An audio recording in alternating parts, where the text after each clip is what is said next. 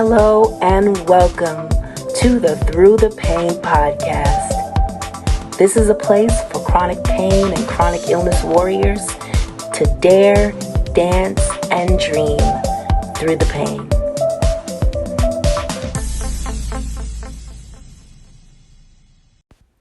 Hello, everybody. Today is going to be a great day for the Through the Pain podcast. I'm absolutely excited about this individual I'm going to interview. You're going to hear his story. His name is Hertz Nazaire, and he's a sickle cell survivor. He has the SS disease. And after a very painful experience in the hospital in 1997 and 1998, he picked up his paintbrush and started a series of paintings, vividly describing his experience with sickle cell disease. The 3 paintings in this series are entitled 10 Redefined, Hope, and Need Not Suffer Alone. Ladies and gentlemen, I want to present, and please join me in welcoming the art advocate extraordinaire, Hertz Nazaire.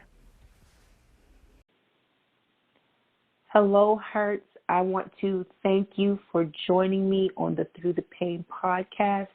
How are you doing today? I'm doing well.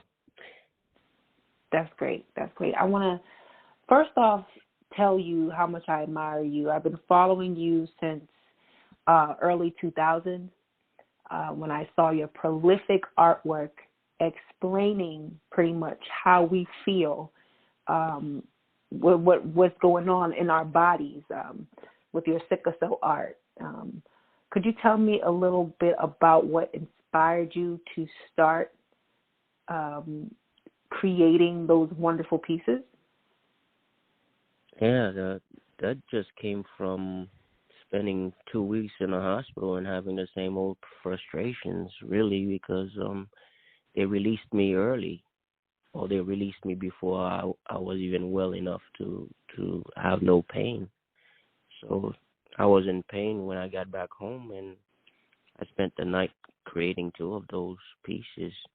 My art supplies were supposed to be for something else, but I was just in pain, and I just decided to create those first 2 of the series. So basically, it was just my pain pushing me towards this thing, you know. Wow. So it wasn't really planned out or anything. It was just spending 2 frustrating weeks sick in the hospital and being in pain. So it was a night I was feeling sick, and I just came from the hospital, so that started it. Wow. So you mentioned your frustration with having sickle cell. I'm just going to kind of go back. Can you tell me about your sickle cell journey? How were you diagnosed, and what are your treatments? Yeah, I was born in Haiti, so I was diagnosed when I was 6 months old, and basically, in Haiti there's a lot of what you call that? There's a lot of stigma when you're sick, and people would say you're cursed, or there's some kind of voodoo hex or some kind of weirdness, So it wasn't always great to be sick, and Haiti is a poor country, and there's not really much going on there. So when I turned 8 years old, I came to the United States with my mom. And basically, it's just been that journey for a long, long while. Just dealing with sickle cell and learning and navigating the process and navigating through what happens with sickle cell. Basically, is just like always finding that you have some roadblocks with the ER or getting your care and things like that. Having to learn how to advocate for yourself, having to learn what sickle cell awareness is, because you basically really have to go out there and push for this disease to be acknowledged or paid attention to. So it's been a lot more work than it necessarily is for any other type of disease that somebody can go through. So some time ago, a doctor we affectionately call Dr. Z did a TED Talk, and you were the featured topic of conversation during that TED Talk, and when it came to healthcare reform and advocating for justice and respect in the healthcare, in the hospitals. So he spoke about a situation that happened to you when you were thrown out of the hospital. Can we talk about that? Can you describe what happened? Yeah, it was basically one of those around the same year that I created the Sickle Cell series. I was getting sick a lot that year, and it was one of those nights where I basically called the ambulance because I don't really have anybody with me when I'm sick. My mom died when I was 14 years old. So to have a parent there when you're a child and they're taking care of you, it's different. You have somebody to count on, to be there for you. So after I lost my mom, basically it was always me. I had adults around, but they weren't really like my mom. They weren't really going to the hospital with me. I always have to call the ambulance by myself. Nobody would visit me, that type of thing. So I wasn't young anymore. I was in college at the time, but it was still the same old routine. You call the ambulance, they pick you up around 2 a.m. And I was basically wearing, what I was sleeping in, just my shorts and a Fruit of the Loom t-shirt type thing, and basically going through the routine. But the ambulance took me to the ER, and since I've been up for 8 hours, because usually I'm not gonna go to the emergency room. I'm not gonna rush to the hospital unless I know this is a serious crisis, because I just don't want to deal with the mess we deal with. So you take your time. You try to see if this thing will feel better. If you take a Tylenol or two to see if you'll get better, but you don't get better after 8 hours of no sleep. So I went. By the time I got there, they gave me something, and I fell asleep. And by the time I woke up, they were packing my bags, telling me, you gotta go. I was still in pain, and I'm telling this doctor I'm still in pain. And they're like, no, we're sending you home. Here's some Percocets. And that was messed up, because the whole process was just like I didn't really have a way to get back home, and so I'm just resting in the waiting room. They called the security guard on me, and basically he rushed me out of the hospital. So I had to walk in the snow outside around the building to the front of the hospital just to call a friend of mine from college to come and pick me up. So hold up. And you said that you only had your Fruit of the Loom teas, and when you left the hospital. I'm walking in the snow outside. Oh my gosh! Because which is putting you at greater risk, because you are a sickler. I mean, come on. Right. Wow. Yeah, so it's like that's an amazing. That's the thing is that still happens today, and I know it still happens. It still happens. It's still happening, and My question to you is actually a personal question because Mm-hmm. I go through a lot of the same things. As a woman of color, I'm not. They don't believe me, and but they will believe a woman who's having a baby. Great, I understand that she's giving birth to a baby, but I had 2 children, and sickle cell pain is like 10 times worse than giving birth. I'd rather have multiple children than have a sickle cell crisis. But I say all that to say, or to ask rather, as a sickler, what motivates you and drives you to keep pushing through the pain of it all? Well, the first thing for me is that my mental health is more important than it is the pain. So I don't even use words like sickler because I just don't like to think myself negatively. Because the fact is, the first faces I've seen that used that word against me, I always wanted to fight them. They were always people who didn't have my interest in heart. So I always hated that word. But I know, warriors tend to use that word, so I always acknowledge it. But for me, it's always been a painful reminder that we have a long way to go because a lot of people started these words and they tend to be things that I just feel negative to me.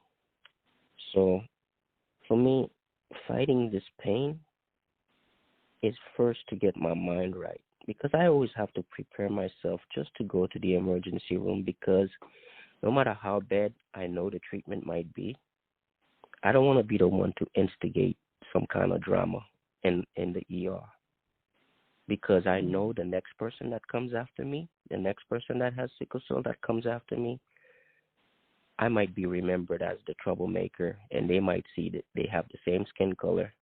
This person's going to be trouble. So the mind frame is always the first step for me. It's always getting your mind right. It's not fair. You in pain. So you shouldn't have to be carrying all that burden of getting your mind right or acting right or preparing yourself. These people should be prepared to take care of you. But no, you have to do all that work before you go, just to make sure that you are being responsible and accountable to the community so that you're not a person who's leaving behind a mess that they will remember and treat somebody else bad because you gave them a hard time. So for me, I always hold up to these accountability things. I put myself accountable first. So I try to educate myself. I try to educate those around me who's struggling with this. But it's still a tough road. Look, even though I'm taking the best new medication possible out now, the newest things. The other day, I ordered some food from Amazon, and they basically from fluids. They were some fluids. And I haven't been having sickle cell crisis at all, not for over 10 years. But the problem I'm still having is I'm weak, Yeah. So the boxes came, they were heavy. And for some reason, my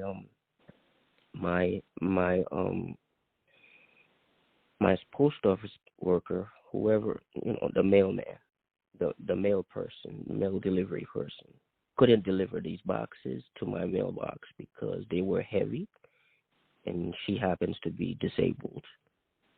And so she leaves a note in my box saying, "Come and pick up your packages from the post office that's 2 blocks down the street." So I go to the post office with a little rolling thing, and it's 2 blocks away. I don't have a car, and there were some heavy boxes. I put them into this little rolling thing that I could pull. Even with that, every few steps I had to sit down because I'm passing out. I'm weak. I can't go anywhere. I can't walk 2 blocks without feeling dizzy or passing out. So it's more than pain.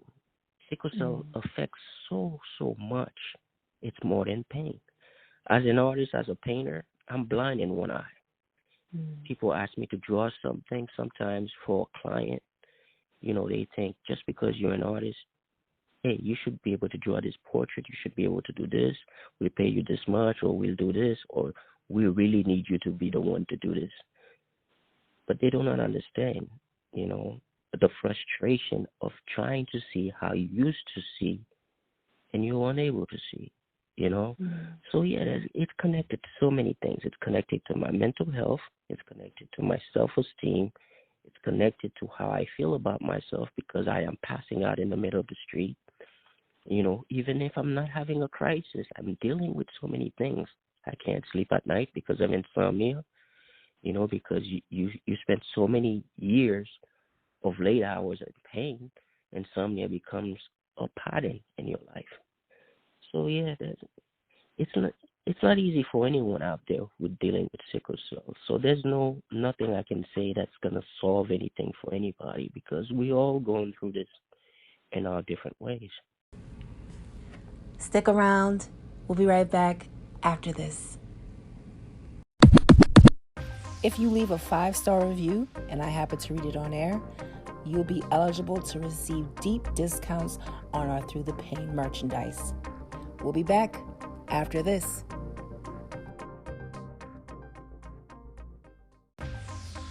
Please send your questions or show ideas to contact@throughthepain.org. Right. And you meant I need to apologize because a former also a fellow warrior told me that there's a difference between a sickler and a sickle cell warrior, and I have to keep reminding myself that we are sickle cell warriors and not have that negative spin of calling.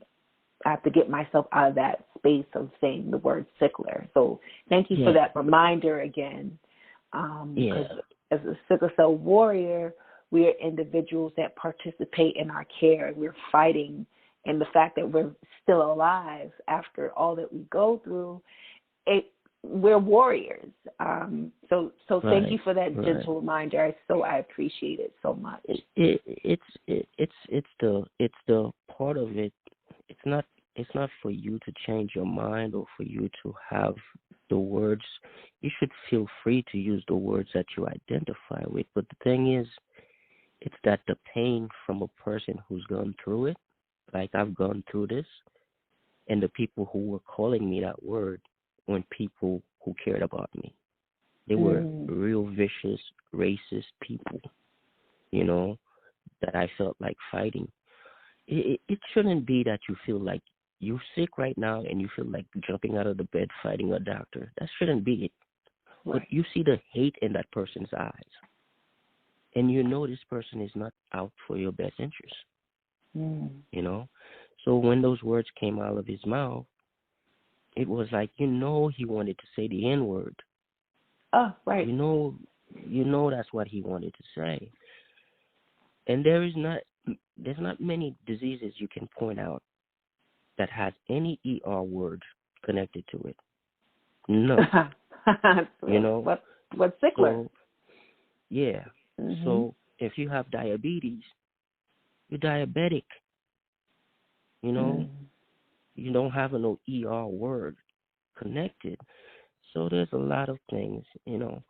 So even if they meant sick, you know, you're not sick all the time, you know. So you don't have to have a label that says this. So I can deal with the warrior because I know that we fight a lot. We fight to struggle through this. We fight to survive this because this thing is a killer, you know. So many of us go down.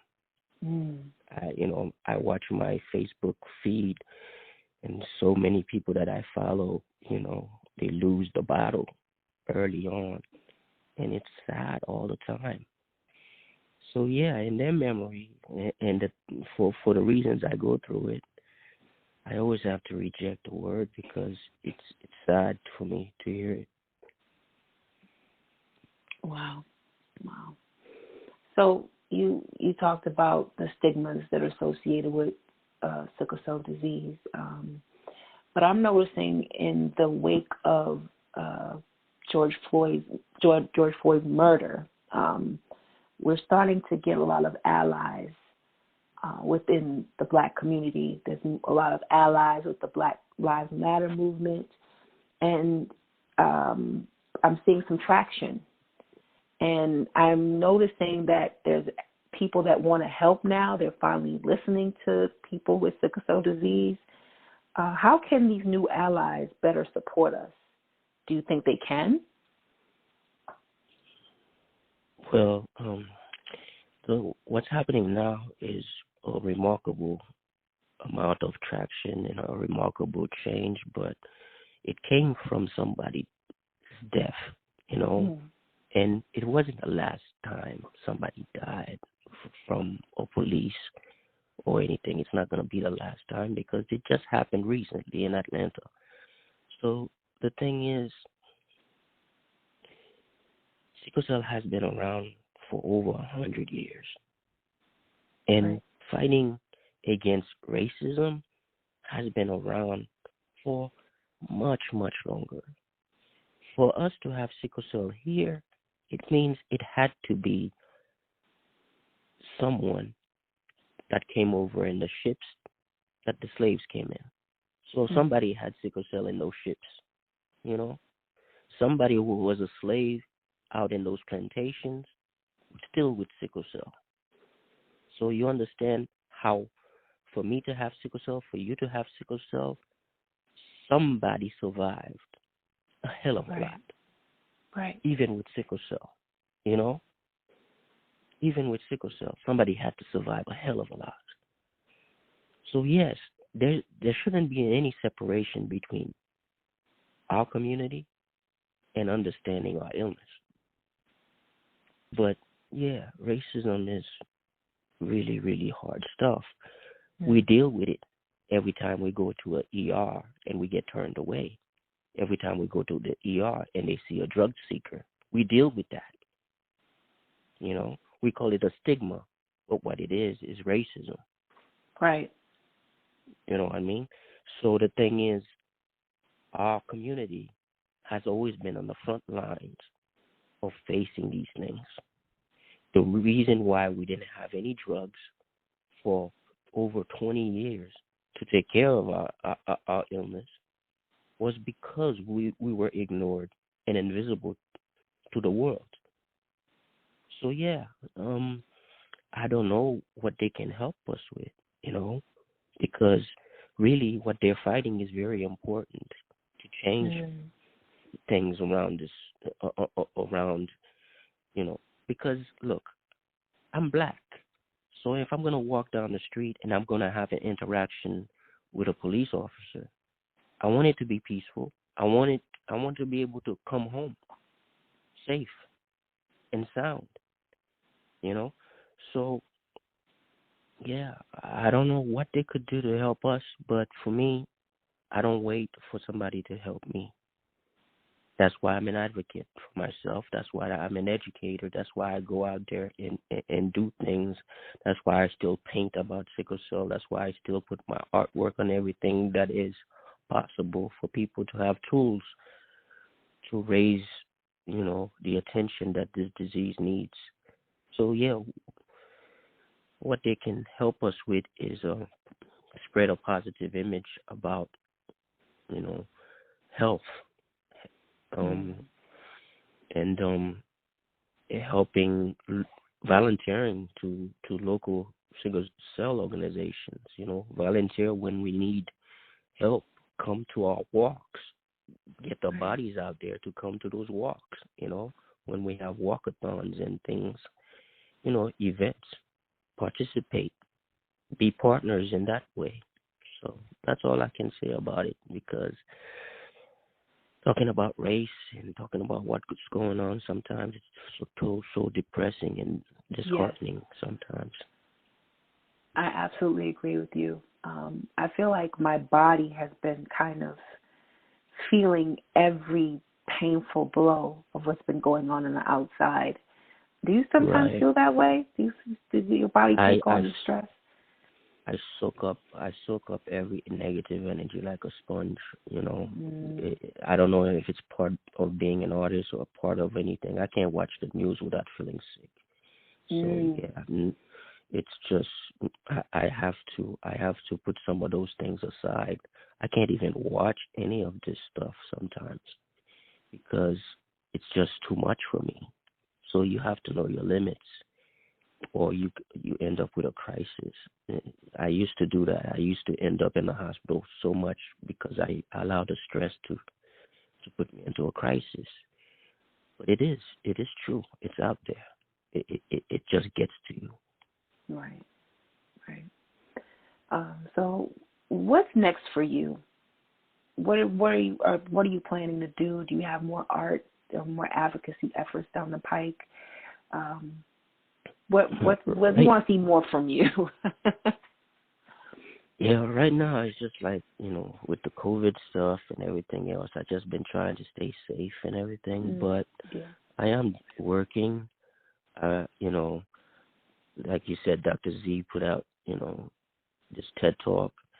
It's been nice to collaborate with these doctors, but I met Dr. Z while I was doing the rounds with the drug companies, trying to learn about their new drugs, trying to sit at their table and tell them, advocate and teach them. These drug companies open these doors for some of us to come in and speak to them.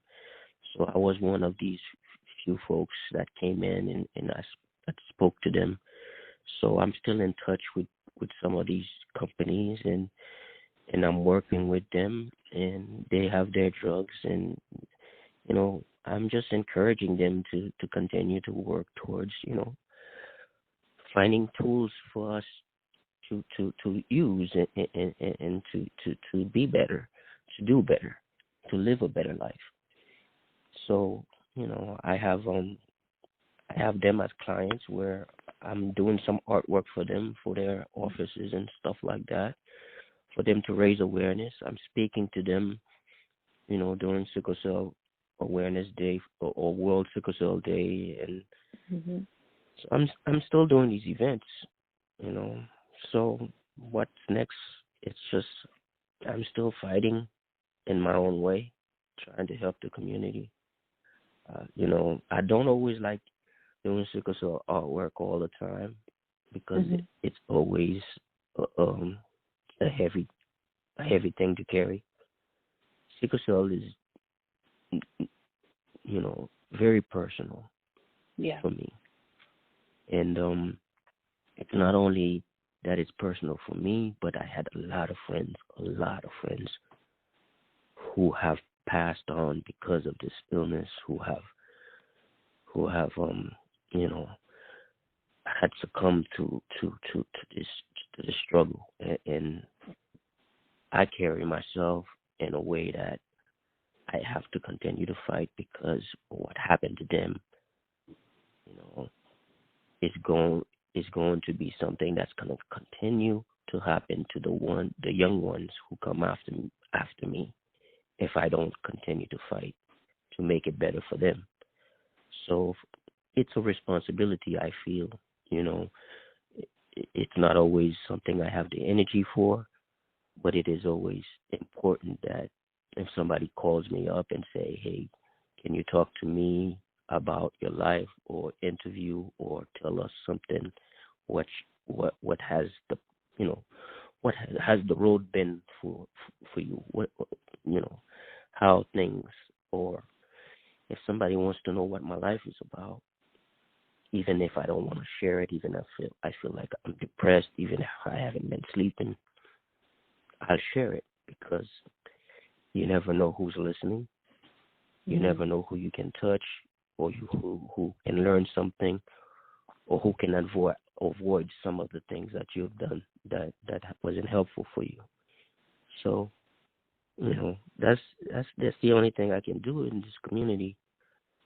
I feel that, A lot of people look at me and they think your art is great and, you're doing well.